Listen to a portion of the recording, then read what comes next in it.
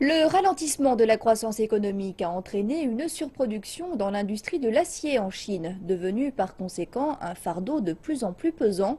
Le Premier ministre Li Keqiang a appelé à accomplir d'importants efforts pour remédier à cette situation.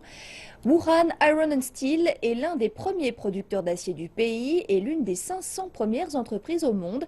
Voyons comment elle tente de réduire ses niveaux de production. Ma Chuang, âgé de 48 ans, a été opérateur de grue pendant 31 ans chez Wuhan Iron and Steel Corporation, appelé aussi Wugang, l'un des plus gros producteurs d'acier de Chine. En octobre, il lui a été annoncé qu'il devrait chercher du travail ailleurs. Désormais, il est auxiliaire de police. J'ai consacré quasiment toute ma vie à cette entreprise. Mais vous connaissez la situation aujourd'hui. Je ne suis pas le seul à avoir dû changer de profession. En décembre, une rumeur s'est propagée sur les réseaux sociaux indiquant que Wugang pourrait supprimer environ 11 000 emplois. Le groupe a réfuté la rumeur. Il n'y a pas eu de licenciement ni de baisse salariale. Le groupe souhaite simplement optimiser ses ressources, réduire les coûts de la main-d'œuvre et améliorer la productivité. Nous donnons toujours aux employés tels que Ma Chuang un salaire de base et la sécurité sociale. Ils doivent juste chercher du travail ailleurs.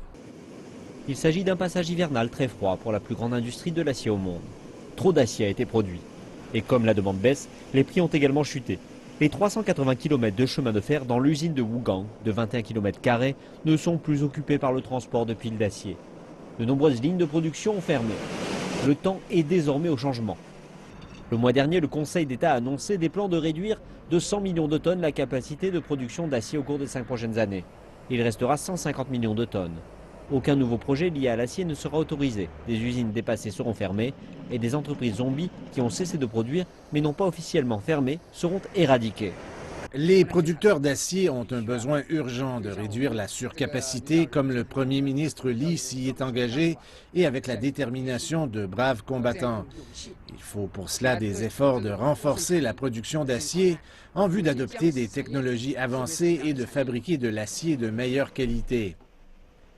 Mais il est difficile de débuter. Les problèmes visant à définir quels sont les fabricants zombies et pour introduire un mécanisme de sortie du marché restent non résolus.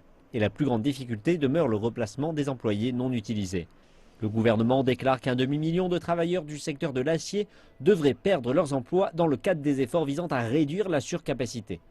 Le gouvernement central fournira une aide de 100 milliards de yuan pour la formation et ainsi aider les employés à trouver un emploi.